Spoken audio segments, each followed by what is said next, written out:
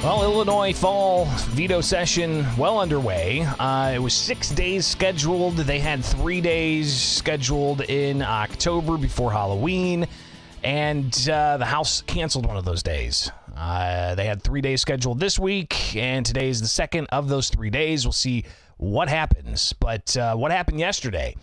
They did take up, an amendatory veto of Governor J.B. Pritzker's changes to a law dealing with public-private partnerships and local government. So they ended up passing and agreeing with the amendatory veto out of the House. Really in the weeds, minutia stuff there. I mean, it will impact local government. But they took that up yesterday in the House. The Senate took up a whole bunch of appointments about executive agencies, and we'll actually hear a little bit of one in particular. But you also had the Senate take up a measure dealing with Chicago school board maps, because Chicago was the only district in Illinois that didn't have an elected school board. They're now on the way to get an elected school board after some legislation passed several years ago. But now they got to get the maps in place. So the Senate approved that moving forward, and we'll see how that plays out in the House. Those things not necessarily dealing with vetoes, right? Another issue that came up yesterday but was not advanced. State Senator Sue Resin's trying to lift the moratorium on new nuclear power plants being built. The governor vetoed that over the summer, saying he wanted small modular nuclear reactors, and the legislation that passed with bipartisan support dealt with, he saw it as just opening the door for all kinds of nuclear energy reactors.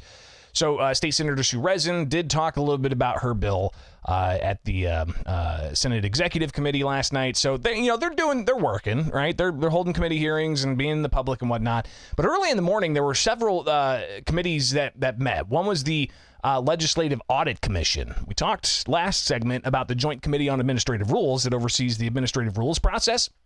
The Legislative Audit Commission looks at audits of state agencies, and they met yesterday to just go over a variety of different things. And one in particular that they picked up on is a resolution that they're looking to adopt from State's Representative Amy Ellick to look at migrant healthcare costs. If you remember, Illinois, we are, I don't know how many other states do this, but we subsidize healthcare coverage for those over the age of 65 and those over the age of 42.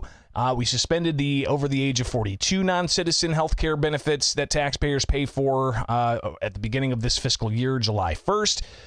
Then the governor announced that November 6th, they were capping the amount of new enrollees for those over the age of 65. But all of that, still those enrollees are in, and they're costing taxpayers money for subsidies. So State Representative Amy Ellick wants the Auditor General to audit this program because costs are now anticipated to be well over budget. $550 million is what's budgeted for this fiscal year for non-citizen migrant healthcare costs subsidized by the Illinois taxpayer. But the projection is going to be $800+ million. So where are these costs coming from? What's driving this? Here's the resolution heard at the Legislative Audit Commission yesterday. Presenting LAC Resolution number 165 that directs the Auditor General to conduct a performance audit of HFS's administration of the programs that provide Medicaid coverage to undocumented seniors and adults. The audit will include a review of 3 years of enrollment and cost estimates, actual enrollment and costs, and it will include splits for the 3 age bands of the program, which are 65 plus, ages 55 to 64, and ages 42 to 54. The audit will also include the determination of the cost by category of service and the fee-for-service payments using enhanced rates. We worked on this language with the Auditor General to be sure that the procedures that we're asking for within the audit are doable. And so, but the resolution came about this past spring after the March 31st report by HFS of the updated enrollment and cost estimates for these HBIS and HBIA programs. The report revealed that both the actual cost and the number of enrollees significantly exceeded estimates. So since these Medicaid programs spend a significant amount of state dollars and are not always eligible for the federal match. And we've seen the program be limited this year because of the ballooning costs. We feel that the General Assembly really can't make responsible budget decisions without having accurate information about the cost of the program. So the audit will ensure that we know how the estimates are being made and will provide transparency on the costs being incurred. Like the Joint Committee on Administrative Rules, the Legislative Audit Commission is a bipartisan committee, equal parts Republican and Democrat. So when they have a resolution like this, it's typically agreed upon. So they're going to have the Auditor General investigate this. Democratic State Representative Fred Crespo, he's a co-chair of the Legislative Audit Commission. He talked about the concerns there are with this program and the inflated numbers that they're seeing come in. Representative Elliott, correct me if I'm wrong.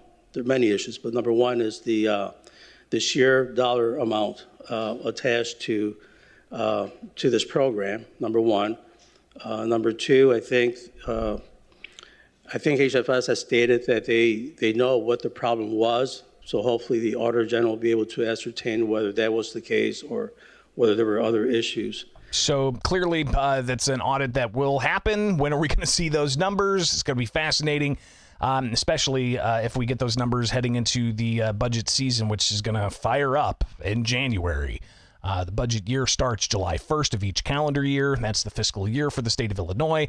We spend $50+ billion. $10 billion plus is for pensions. $10 billion plus is for K through 12 schools. And they're spending nearly $1 billion for non-citizen healthcare costs, fully subsidized by the Illinois taxpayer. But hey, how about some more billions? Remember that COVID era where we had the explosion of unemployment because Governor J.B. Pritzker decided which businesses were essential and which businesses weren't, said that a restaurant couldn't have indoor service and that schools had to do at-home learning, and a whole bunch of other people were thrown into disarray. They had to go on unemployment. I remember watching those numbers, and at one point it got up to 200,000 people claiming for unemployment in Illinois, and then you started hearing the stories about Congress people getting unemployment checks when they didn't receive and then when they didn't request them. You got stories of prisoners. We had questions for a year and a half, 2 years to the Illinois Department of Employment Security on how much fraud there was. Couldn't get an answer. It took multiple audits. Auditor General Frank Martino's office actually did try to audit and said multiple times the state agency under the Pritzker administration did not keep proper records, so they couldn't tell how much fraud there was. And then last 6 months or so, we get an audit that says there was $5.2 billion of overpayments from the Illinois Department of Employment Security in those unemployment payments going out. And they found $40+ million going to prisoners, other millions of dollars going to people who were dead. So there were some significant problems and some substantial fraud that happened. State Senator Chapin Rose is part of the Legislative Audit Commission. He was pretty passionate about how the state really slipped up on this. From May of 2020, it was not implemented until September of 2021. And what he's talking about there is a recommendation from the federal government on how to curb fraud that the state delayed implementing for months on end. From May of 2020, it was not implemented until September of 2021. Okay? That was just one of the recommendations from the United States government on how to prevent fraud. Other states implemented those things. Here's another one. We did not do cross matches to combat fraud.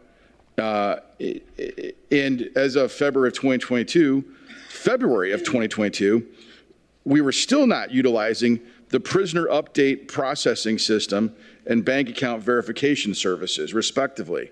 So if COVID started in January of 20, and we still weren't implementing the prisoner system as of February of 2022, and I believe the figure was of the $5 billion, at least $40.5 million was to inmates.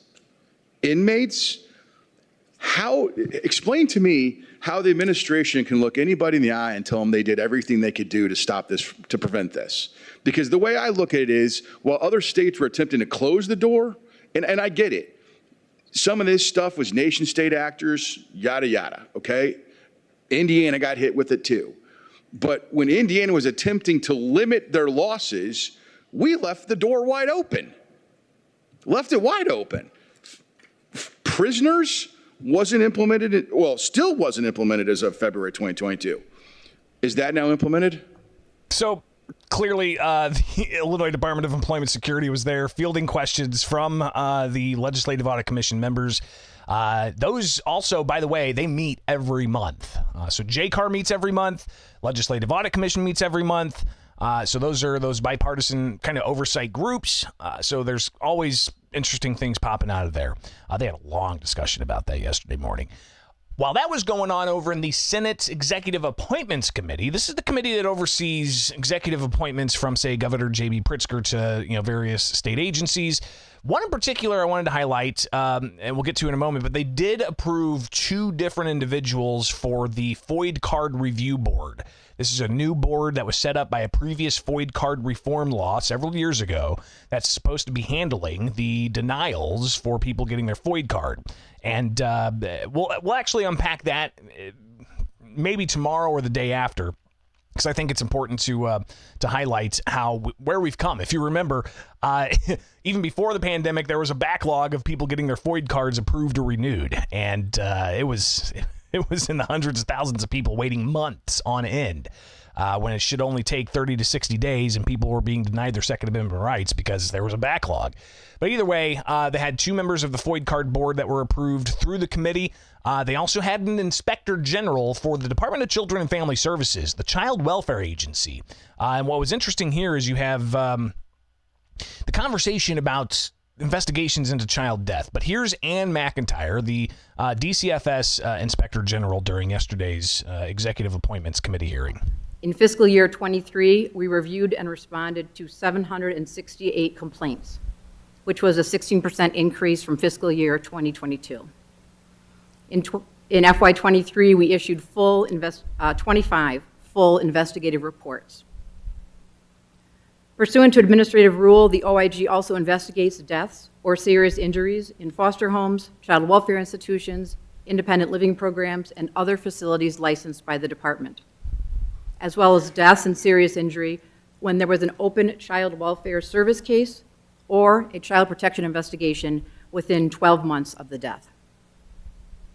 We conduct a review of the department's involvement with the family in these cases to identify practice errors and missed opportunities for intervention on behalf of children and families.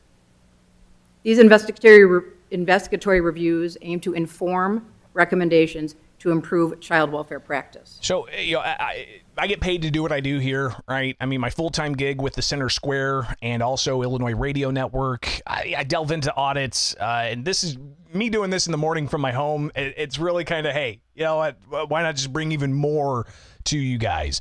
But I read these audits, I read these investigation reports, and they're just sometimes horrifying, especially when you read about the number of children who've died after having some kind of interaction with the Department of Children and Family Services, especially when you see the just amounts of speculated fraud, whether or not they're actually going after that fraud, and so on.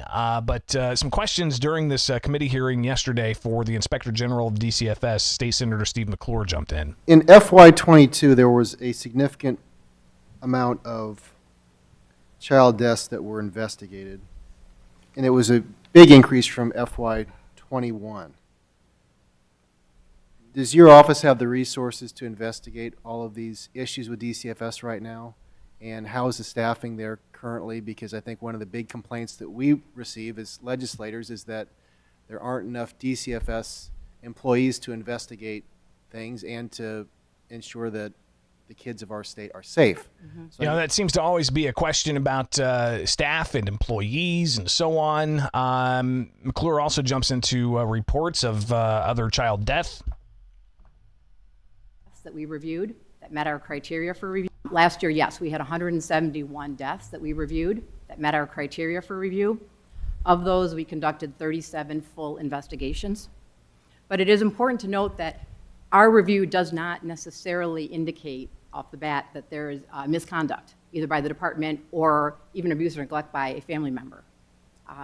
That's our criteria. So the criteria they laid out, the reports they did. We've had other audits come out, not necessarily from the Inspector General who was testifying there, but we've had other audits come out from DCFS that they were not properly reporting suspected abuse to law enforcement in a timely manner. So that was another major issue that they had to contend with. You've got more from the Inspector General in front of the Senate Executive Appointments Committee. For reviewing these cases, and that's how we ended up with 171. Seriously?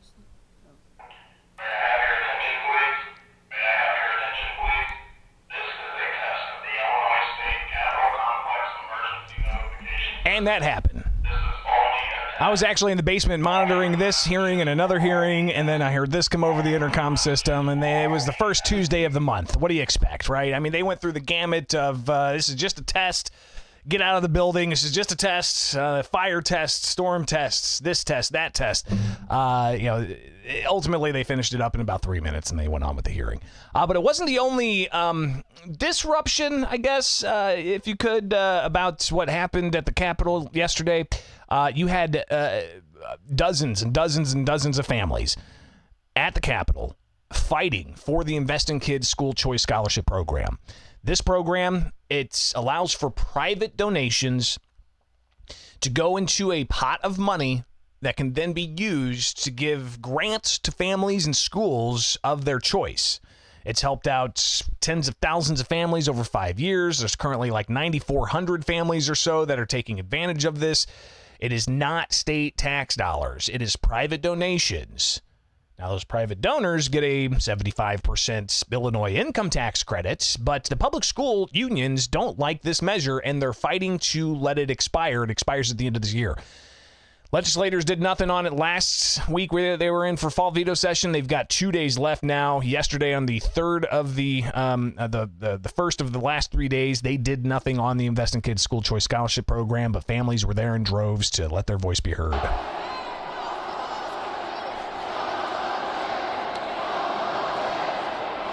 And they're chanting, "Call the bill, call the bill, call the bill."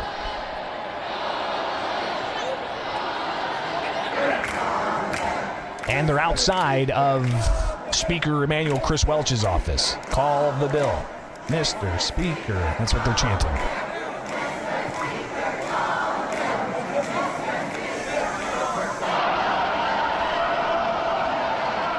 If you've never been to the Capitol, I encourage you to head there. It's gorgeous. Especially the rotunda, third floor, outside the Speaker's office. You can go up to the fourth floor and see it. But obviously, families were there. They've been there for the past 2 weeks, chanting, trying to get in front of lawmakers to have that continue. We'll see what happens in the last few days here as legislators are in session to deal with, a variety of things. But will they actually take up the Invest in Kids School Choice Scholarship Program? A question that I guess we'll wait and see, all right? But keep it here with Bishop on Air each and every weekday morning. We'll break things down for you, all right? Appreciate everybody tuning in and having a good time here and sharing comments on the live feed, people commenting on the segments that we bust out later on. So I greatly appreciate it. Like, subscribe, hit the notification bell, follow me, whatever. You can email me as well, bishoponair@gmail.com. All right, make it happen.